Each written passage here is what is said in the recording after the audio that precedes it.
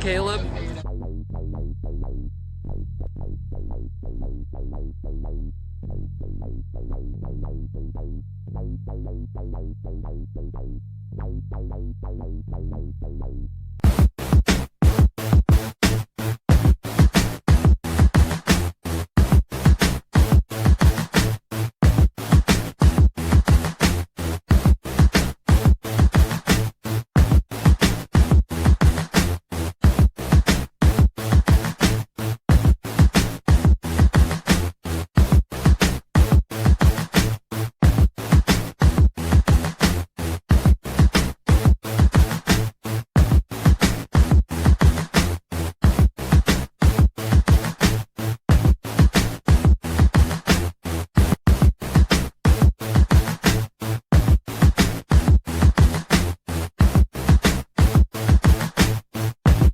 Hello, A Day with Caleb here, and today we are doing how to get on Disney theme park rides. The easiest ways, the various methods you can use to get on the attractions.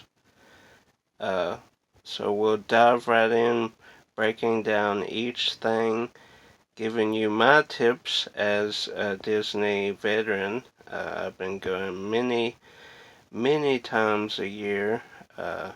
My first trip was four and a half. I did a video, 1993 versus 2020. I used footage that my dad shot in 1993. I was 4.5. Then I used footage from when we went a couple months ago. That was super cool. So I've been going a long time, well, there's stuff to learn each trip, but I know pretty much all the secrets, all the tips to getting on every ride you would want to get on, every attraction. So let's dive in, take a look at how to get on rides. So obviously you have to have admission to the parks to get onto the attraction.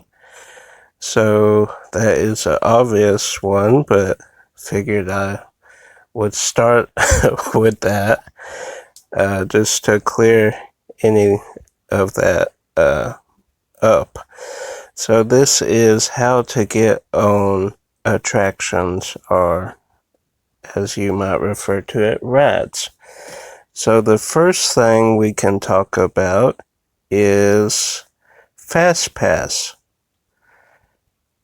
The way to get fast passes is through the My Disney Experience app. And if you have an annual pass, you can get 30 days out. If you're staying at a resort, you can get 60 days out. You get 3 fast passes in advance per day. And then after you use those 3 fast passes, you get 1 fast pass, per use. So it could be up to 7, 8 fast passes a day. Obviously, Rise of the Resistance doesn't have a fast pass. It needs a boarding group.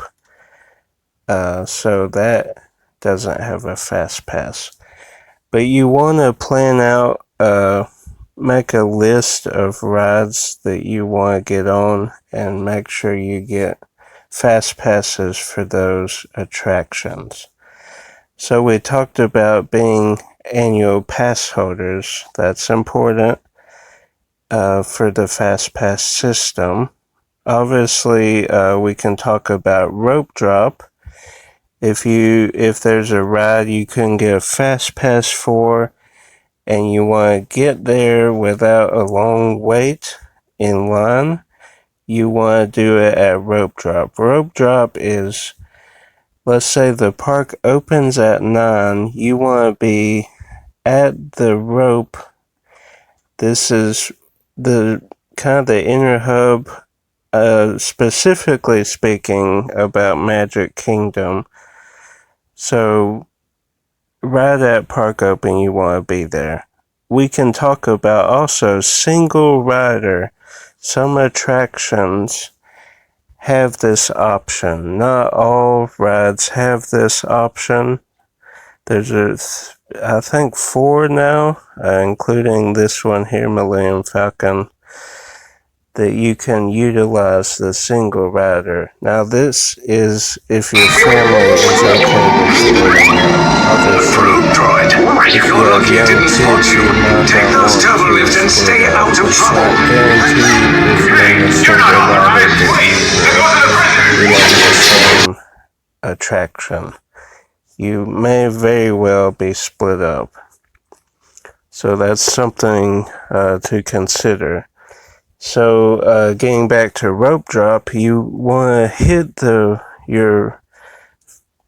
ride you want to ride the most, you want to go to that one first. In Magic Kingdom, this would probably be Seven Dwarf Mine Train. It varies on the park. So we talked about fast passes, talked about rope drop.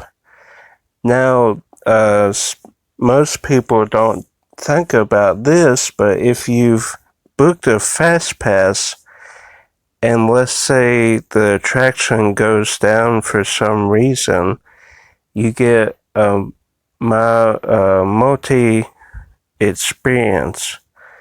So this is kind of takes the place of that fast pass, and you can use it for most any rides. There are exceptions to that. If you're at Magic Kingdom, obviously you can't use it for Seven Dwarf Mine Train because that's the most popular, but you could use it for Haunted Mansion, Pirates, other attractions in Magic Kingdom, Space Mountain. So it just depends on what you and your family want to ride. Another thing to think about is crowd flow. So some people head toward Haunted Mansion first, some go to Seven Dwarf Mine Train. You kind of want to gauge crowd control and kind of go against the grain when choosing what to ride next. And you want to think about hours where you can get in some attractions. So, for example, around lunchtime, 12 to 2, that window where people will be eating lunch, that is when you can ride a lot of attractions. While everybody else is eating lunch, you can ride attractions, and then around 2:30 or 3, you could do a late lunch. Also, if you're not a big fireworks family, if you've seen the fireworks the night before, you could go ride attractions during the fireworks or the parade, different times where there's big crowds gathered watching something. You can ride the attractions. So think about that. Kind of plan or know in your mind when those times are, and then what attractions you'll be riding during those times. So if you, like for example, if you don't have a fast pass for Peter Pan's Flight and you want to ride it, but you don't want to wait the 2-hour wait time, which it's insane that that's pretty much the average on that. 60 to 120 minutes is usually the average for Peter Pan's Flight. But if there's fireworks happening, you can time it right and run over there, and it might be a 20-minute wait. It all depends on, the crowd. So we did that last trip. We went over there during the fireworks. Actually, I got a fast pass too during our trip, but one of the times I was able to ride it during the fireworks.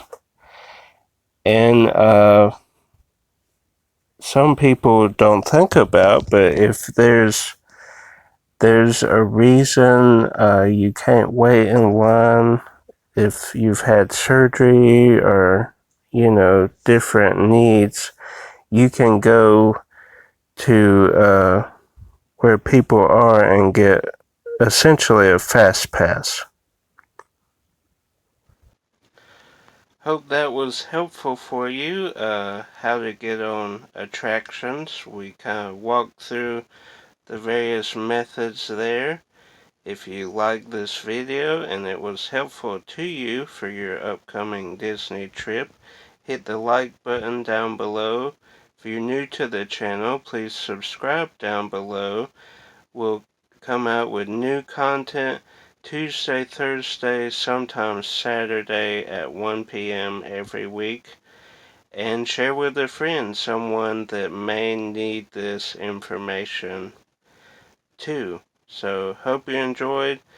We'll see you later, guys. Bye.